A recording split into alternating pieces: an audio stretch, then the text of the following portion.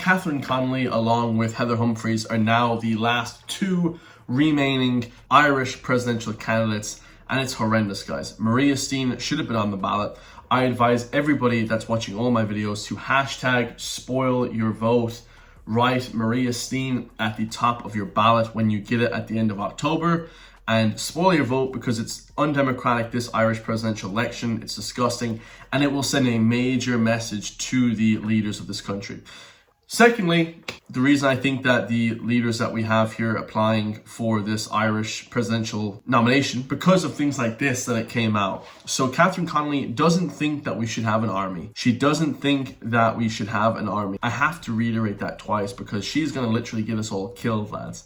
It says, Connolly is currently applying to be the Supreme Commander of the Defense Forces, which is, the leader, the president of the country is the leader of the armed forces, right? Connolly will likely subvert our national security, just as she did with Dáil's security, putting her ideology ahead of her country. Of course, she's a more leftist, communist, Marxist, ideology-leaning candidate. And to not have an army is insane, guys. There's no such thing as neutral in this world. Either you have an army to defend ourselves, or we don't, and we have to rely on other people. And the problem with relying on other people is this. Never rely on anybody to come and save you. You can only save yourself in this world. All right, I'm 30 years old and I know that. If anyone that's 50, 60 years old thinks that anybody else is coming to save us, they are sadly mistaken. Nobody is coming to save us. This is not an army. Ireland will never be able to have an army. We don't need an army. We're an independent, neutral, sovereign country. Our strength lies in our independent voice. Our strength lies in making the UN institutions better to function better. So that's actually the worst thing I've ever heard in my entire life. I'll be honest with you guys. I know I say that quite a lot, but that is actually the worst thing I've heard in my entire life. How you can be so despicable to say something like, we don't have an army and we can never have an army is so ridiculous. If we just did conscription, where you have to do a mandatory 1 year in the army, doesn't mean you have to go serve in wars. I would absolutely never send any of our military to go fight in a war and die in some bullshit war in the Middle East. No way. I definitely wouldn't do that. But I would have a military to defend our homeland. Train everybody from the age 18 to 30 on how to use weapons, how to defend the country. Absolutely, guys. Go through basic military training for 12 weeks.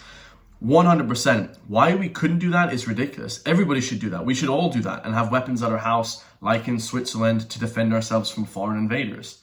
100%.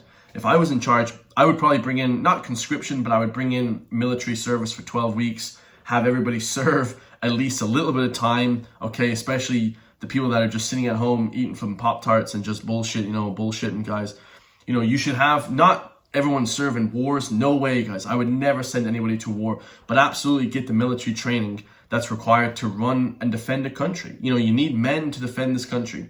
And if you don't defend the country, you're a little bitch, to be perfectly honest, guys. Most men should know how to do that. Get fit, get in shape, stop smoking, stop drinking so much, get healthy, learn how to eat correctly. These are all things that would be part of the military experience, and she is a clown, guys. She is completely crazy to not push the military. It's so strange. She wants to prop up the UN. The UN isn't going to do anything. We have to protect our own people, guys. This is woke liberal ideology. Plain and simple. Another breaking news story. This is coming from the UK Justice Forum. It says migrants caught with a duck that they had caught in the London park. So, like I said a few days ago, everyone was saying, Chris, you're bullshitting. Illegal immigrants don't capture small animals and then eat them. They 100% do. 1000% they do that, guys. People coming from these third world countries, that's just what they do. I mean, they do it in these other far eastern countries as well. Vietnam, they have these big birds, they have these flies, and then they skewer them, they put them on the grill. Stuff like that does happen. And Ireland and the UK is no different, guys. Illegal immigrants are eating cats and dogs in Ohio, in the USA. This is what Trump said. This is 100% factual. In Ireland, they're catching swans. Some guy in Galway caught a swan, ate a swan a few years ago. Just crazy shit, guys. They're eating cats and dogs, swans, squirrels, just small animals that run around at the park. It's bizarre stuff, guys. I mean, it is bizarre stuff. Oh my God. What you do with that? Yeah. What you doing with that, bro? I got it. You gonna eat it? Yeah.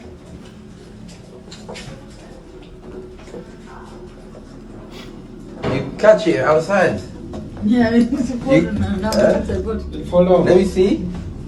Let me see. Is it alive or dead? Broken down. You gonna eat it? Eat here. Yeah? Eat here. You gonna eat it? Yeah? No. Flipping hell. Why you gonna eat it for? Nothing. Let it go, man. It's cruel. So you have a British guy there. He's not like a patriot or anything like that. He's just a normal British lad that's asking, hey lads, like, what are you gonna do? You're gonna eat that bird? Like, what's going on? And the illegal people that are here, people that are flooding in, like I said, hundreds of thousands of people coming from Asia, Africa, wherever. It doesn't really matter where they're from. These people are primitive people, guys. Like, they don't speak English barely, you know. And everyone that basically says that, no, Chris, you're wrong. They call us racists that are lying with illegal migrants eating swans, geese, and ducks from public parks. They 100% do, guys. This is proof. You saw them in Ohio, in Springfield, Ohio, in the US.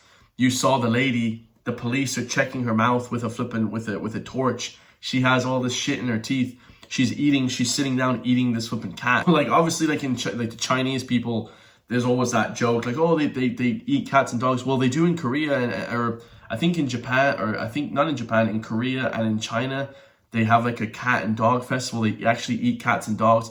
It's barbaric stuff. I mean, it's primitive stuff, guys. And they're bringing that culture to Europe. They're bringing that culture to the rest of the world, to eat your cats and dogs. You know, whereas we see them as pets and loving animals. Absolutely, there's a spiritual difference. A dog is your friend. They like communicate with humans. They're like telepathic with humans. Cats and dogs and these different animals. Cows, sheep, chickens, you know, these aren't really telepathic animals. They're not really born and bred with humans. So, like I said, we as civilized people like to eat them. But China, Korea, and these different places, they're eating dolphins. They're eating sophisticated animals. I mean, they don't care, guys. They just throw it on the grill. You know, it's just another day at the office for them. So, anyway, this is the kind of crazy, this is the crazy stuff. They're bringing now, they're catching geese and swans and ducks at the local park, and they're bringing it home to eat the shit. I mean, it's just crazy stuff. And then people call me a liar. Chris, you're a liar. That's what they're doing. When I was vegan, you become very red-pilled to what people, you know, there's not a major difference between a sheep and a dog. There's not a major difference between a cow, cats. You know, I do understand there's not a major difference there, but in terms of society, civilization, we absolutely see a difference. I mean, this is primitive, barbaric stuff, guys. I mean, unbelievable. But like I said, you know, these people just see it as meat. These people just see it as, you know, a duck sandwich, which ducks, everybody eats ducks. You know, you can buy duck at Tesco, but they're killing it. They're plucking it. You know, they're doing the whole bit. They're doing the whole thing, and then they're eating it. They're putting it in the grill, so they're putting it in the oven. It's just bizarre shit, guys. And we're just letting that culture flood into the Western world. So here's a little unreported news story that has went under the radar here. This is from Sharon. It says, the City West Hotel migrant barracks about 3 kilometers from where we live has closed its website and either removed the physical representation of its 3 Graces logo, or that statue has been smashed or stolen. In my opinion, the new guests wouldn't appreciate the whiteness of it. Okay, so this is just a lady's opinion, but we know the City West Hotel was bought by the Irish government at the tune of 140 million euro. Absolute bizarre stuff. So then now they bring in people from God knows where, and they house them in this hotel, right? The room, I think the hotel has 750 rooms or 800 rooms. I mean, it's just crazy. It can fit 3,000 plus people. You know how the Irish government like to pack people in. There's no human rights when it comes to poverty-stricken third world people. So they just pack them in like sardines into the house. And it's just like bizarre shit, right? So here's the statue that they took down. Don't really know why they took it down, but just bizarre stuff happening in this country, lads. I mean, the destruction of the culture and heritage of the Republic of Ireland is really dying off, lads. It's really getting bad here. So then, of course, they've updated their website as well. It says the property has no rooms available. Like, no shit, guys. Like, no shit, right? Like, the flipping hotel is bringing in people from God knows where, and they're housing these people now. Like, it's just like bizarre shit. So the next slide here is explaining to everyone coming from, you know, the US and Canada and from overseas that want a holiday in Ireland, and telling them exactly why it's closed to guests. Because we get millions of tourists coming from the US, coming from wherever, guys, all over the world, from Asia, from different parts of the world, that want to see the culture of Ireland. And they're looking at houses and they're looking at hotels and Airbnbs, and then they come across this message. And I wonder what they think, really. I'd love to know what like the average, like, you know, Canadian citizen thinks when they come across this message. It says, the government bought the property in late September 2025 and is converting into an accommodation center for asylum seekers. Like what do people from America, like from flipping Massachusetts or what, you know, one of these places, what do people from New York think when they see this? They're like, what the hell? What do you mean asylum seekers? Like, what does that even mean? You know, just bizarre stuff here, guys. So it says here, City West Hotel. This is on booking.ie or you know, something like that. Very good, 1,000 reviews. So there was 1,000 people previously that stayed at this hotel. Massive hotel, the biggest hotel in the Republic of Ireland. That is a fact. And it says, we are sold out. Big capital letters, we are sold out. Hey, very ironic, guys. We sold out. Oh, hell yeah. You guys sold out big time. Very, very ironic.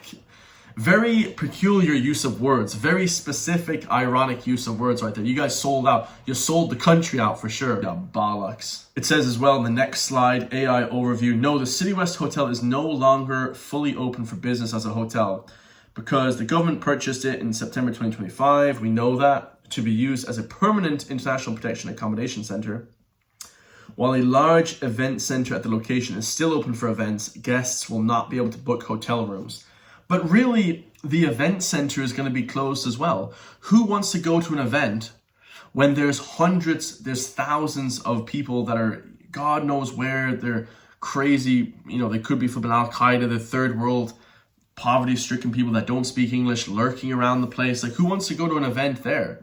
You know, they're going to have some kids event there. I bet they'll have some kids event there. Okay, come on, kids. And then we'll probably have another stabbing, like the Algerian man that stabbed the kids in the Parnell Square a few years ago. So they're setting up these situations now where they're going to have events and Irish people celebrating, woohoo, next to asylum seekers. It's just really, it's setting up negative situations. It's setting up dangerous situations for Irish people. And of course, these third world people, we don't know where they're from, no background checks, of course. So it's going to be a situation where then they're predatory. They're kind of predatory people that are looking for a moment to expose weakness in the Irish people, and then they'll attack, basically. So that's the City West Hotel right there. 4-star hotel, 4.3 stars on Google. All right, it's got a bunch of reviews. It's got 5.7 thousand reviews, which is, that's serious stuff, lads. I mean, unbelievable. I would love to know what like the American government think of all this shit. You know, what people actually think when they see this for the first time. I mean, it is truly bizarre stuff. I hope you all enjoyed that. If you want to support me so I can help support you all, because you are the most important people of this show, hit the join link underneath the video. Become a member for just €3 per month. Can help push back against the mainstream media, because the mainstream media is dead.